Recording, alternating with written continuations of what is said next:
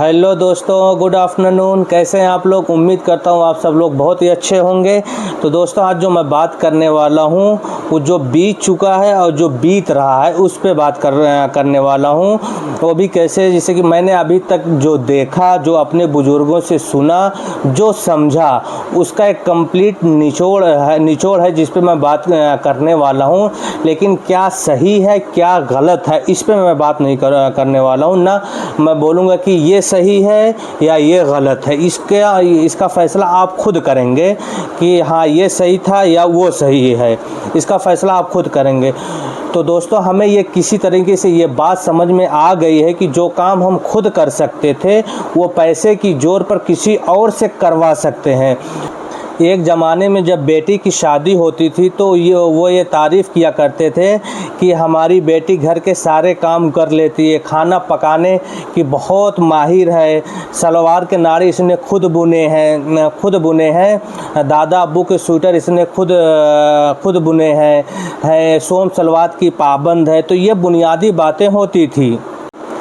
फिर से मैं आप लोगों से कह रहा हूँ, क्या सही है क्या गलत और क्या होना चाहिए मुझे नहीं मालूम, ये आप लोग तय करें।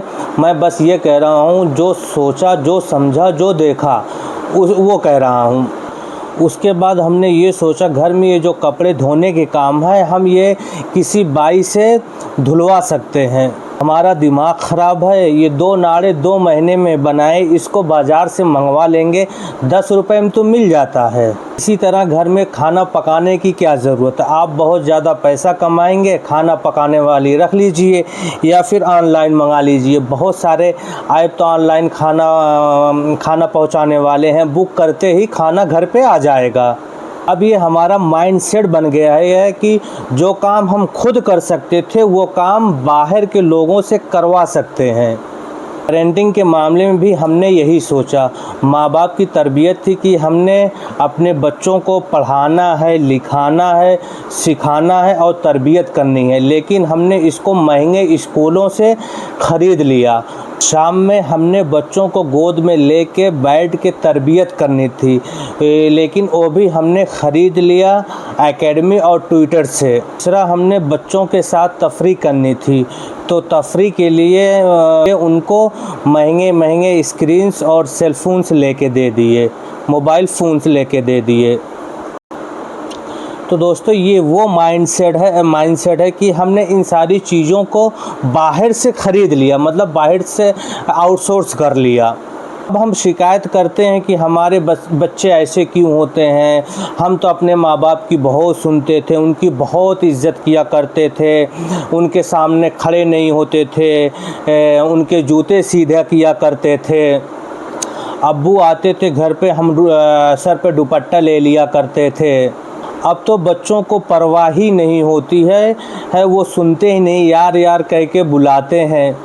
फिर से मैं कह रहा हूँ दोस्तों, यूँ ज़माना बदल रहा है, बदले हुए ज़माने में चीज़ें अलग होती हैं। बहुत मुश्किल होता है दोस्तों सेलेक्ट करके कहना कि ये अच्छा है या वो अच्छा है, या अब मतलब कि अब वाला अच्छा है या पहले वाला अच्छा है। लेकिन हाँ, डिफरेंट है, अलग है। जब कुछ चीज़ें डिफरेंट होती हैं तो उसमें कुछ चीज़ें अच्छी भी होती हैं और बुरी भी होती हैं। बच्चे बहुत फ्रैंक हो गए हैं, बच्चे अपना खुद का फ़ैसला खुद कर सकते हैं, बच्चे कहीं अकेले जा सकते हैं, अपना सेल्फ़ डिसीज़न ले सकते हैं। दोस्तों, ये हुई अच्छी बातें। बुरी बातें ये हुई कि इन सब की कीमत आपको अपने रिश्ते से चुकानी पड़ी, यानी कि आपका रिश्ता कमज़ोर हो गया है, वीक हो गया है। और रिश्ता कमज़ोर होने की वजह से माशरे में जो वैल्यू होती है बने रहने की, वो बहुत कमज़ोर हो गया है। कि कमज़ोर होने की वजह से बहुत सारे साइड इफ़ेक्ट हुए हैं। इन सब बातों से दोस्तों हमें ये पता चलता है कि हमें पैसों पर जोर आ गया है। हम पैसों से सारी चीज़ें, सारी आशाइश ख़रीद सकते हैं अपने लिए, अपने बच्चों के लिए। लेकिन दोस्तों ऐसा नहीं है। आप पैसों से आसानियाँ ख़रीद सकते हैं, खुशियाँ नहीं। आप पैसों से एसी ख़रीद सकते हैं, सुकून की नींद नहीं ख़रीद सकते। आप अपने बच्चों के लिए किसी बड़े अदारे से डिग्री ख़रीद सकते हैं, लेकिन उसकी तरबियत नहीं कर सकते। दोस्तों आजकल ट्रेनिंग ज़्यादा और तरबियत कम हो गई है। मतलब हम जो है ट्रेनिंग पे ज़्यादा डिपेंड है और तरबियत पे कम। जैसे लेकिन या तो ये कह लीजिए ट्रेनिंग और तरबियत को सिमिलर कर दिए, लेकिन नहीं दोस्तों, तरबियत अलग है, ट्रेनिंग अलग है। ट्रेनिंग के मानी होते हैं अभ्यास। मतलब जैसे कि सिंपल वर्ड में आप कह लीजिए आपने तोते को अभ्यास करा के उसको बोलना सिखा दिया, ये ट्रेनिंग में आता है।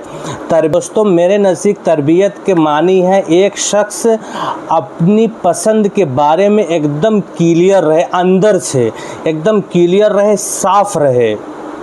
जब अच्छाई और बुराई उसके सामने आए तो उसके अंदर इतनी पावर हो कि वो अच्छाई को पसंद करे। जब वो अच्छाई को अच्छाई समझ कर रहा हो, कोई फ़ायदा समझ कर न कर रहा हो। दोस्तों ये आप लोग मुझे कमेंट्स करके ज़रूर बताएं कि जो चल रहा है ये वाला अच्छा है, जो बीत चुका है वो वाला अच्छा था। तो मेरी वीडियो आप लोग को अच्छे लगे तो please subscribe my channel, share, like and comments ज़रूर करिएगा दोस्तों। Bye bye.